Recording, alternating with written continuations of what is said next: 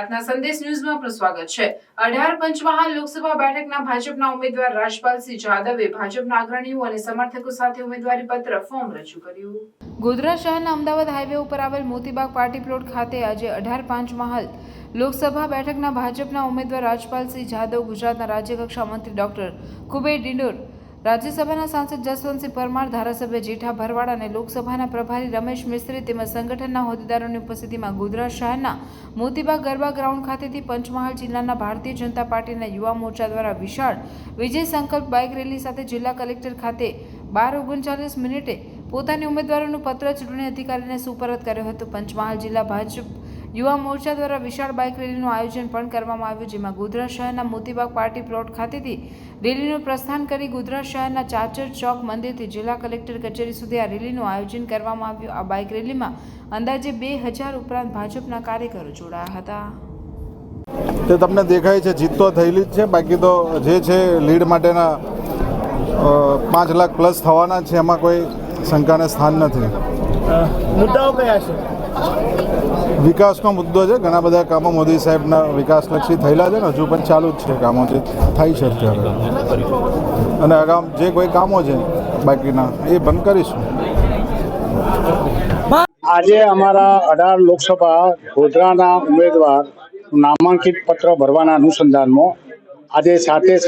મત વિસ્તારના વિધાનસભામાંથી અમારા કાર્યકરો અને અમારા ટેકેદારો આજે ગોધરા ખાતે જાહેર રેલી કરી અને આજ રોજ કલેક્ટર ઓફિસમાં ફોર્મ ભરવા નિયમ મુજબ છે તે 5 કાર્યકરો અને 5 ટેકેદારના અનુસંધાનમાં આજે નામાંકિત ભરવા છે તે કલેક્ટર ઓફિસ આવ્યા છે। ત્યારે અમારા દેશના વડાપ્રધાન મોદી સાહેબે 4 જે સૂત્રો આપ્યા છે એમાં યુવાનો, ગરીબ, ખેડૂતો અને મહિલાઓ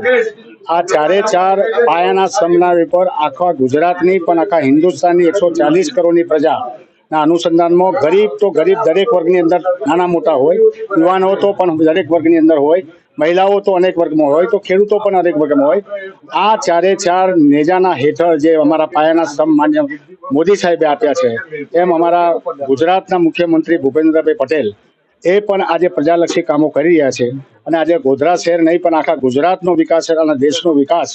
દરેક ક્ષેત્રે, આરોગ્ય ક્ષેત્રે, શિક્ષણ ક્ષેત્રે અને ખેતી ક્ષેત્રે જે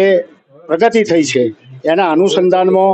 લોકોને છેલ્લા 1 માસથી અમે સમજૂત કરીએ છીએ। લોકહિતના કાર્યો દરેક અમારા કાર્યકરો, ધારાસભ્યો અને સંસદ સભ્યો કરે છે, અને એના અનુસંધાનમાં આજે લોક ઉપયોગીના અનુસંધાનમાં ચૂંટણીની પ્રક્રિયા કેવી રીતે થાય અને એમાં અમારા કાર્યકરોને જોમ, જુસ્સો અને લાગણી, પાર્ટી પ્રત્યે લાગણીના અનુસંધાનમાં અમારે અત્યારે એક જ ધ્યેય છે કે નાનું મોટું રાજકારણની અંદર થયા કરે, હોદ્દો દરેકના ધારાસભ્ય એક જ બનાવાય છે, 3 લાખની વસ્તીમાં એક જ બનાવે છે, 13 લાખ મતદારોમાં એક જ સંસદ સભ્ય હોય છે। પાર્ટીએ જે નિર્ણય કર્યો છે યથાયોગ છે, અને એના અનુસંધાનમાં આજે રાજપાલસિંહની ઉમેદવારીના ફોર્મના અનુસંધાનમાં અમે સૌ એકત્ર થયા હતા। ત્યારે અમારું ધ્યેય એક જ લક્ષ્ય છે કે 7મી મે જ્યારે ચૂંટણી થવાની છે લોકસભાની, ત્યારે અમારા કાર્યકરોને અમે એક જ એક પક્ષીની આંખ, આ અમારી ચૂંટણીનું લક્ષ્ય છે। અને દરેક વિધાનસભાના અનુસંધાનમાં લગભગ જે વસુના પરનો ફાળે પડતા આવે એમ આખા લોકસભાની સીટ પર 5 લાખથી વધારે મતો જીતવાનું લક્ષ્યાંક અમે અમારા કાર્યકરોને આજરોજ દર્શાવ્યું છે। અને જોમ જાન નહીં, જોમ એ એમાં દરેક કાર્યકરોને દરેક સમયના અનુસંધાનમાં પ્રોત્સાહન મળશે, સમયનું કામ કરે છે, અને દરેક વસ્તુના અનુસંધાનમાં આજે ભૂતકાળમાં મંત્રીમંડળનું વિસ્તરણ થયું હોય તો આ ભાગનું થયું હોય, અડધા ભાગનું થયું હોય તો મંત્રીમંડળનું પણ વિસ્તરણ થાય છે। અને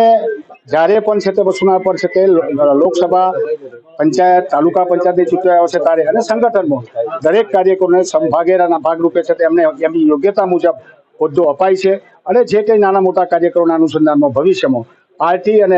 અને નેતાઓ કદર કરશે એમાં કોઈ બેમત નથી। અમારું લક્ષ્ય આજે એક જ છે કે અમારી લોકસભા 18માં 5 લાખથી વધારે મતો જીતવાનું અમારું લક્ષ્ય છે, અને એ કાર્યકરોને અમે માર્ગદર્શન આપ્યું છે, અને અમને શ્રદ્ધાને વિશ્વાસ છે કે અમારી 18 ગોધરા લોકસભાના અમારા બધા સાથી કાર્યકરો, ધારાસભ્યો, સંસદીયો અને સંગઠનના મિત્રો સાથે રહી અને લોકો પણ જાણે છે કે વિકાસ કોને કહેવાય, વિકાસ કેવો થયો એ સૌ લોકોની નજરમાં છે। એટલે વધારે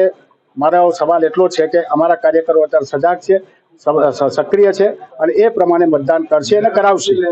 પ્રાર્થના સંદેશ ન્યૂઝની તમામ લેટેસ્ટ અપડેટ્સ માટે ચેનલને હમણાં જ લાઈક, શેર અને સબસ્ક્રાઇબ કરો.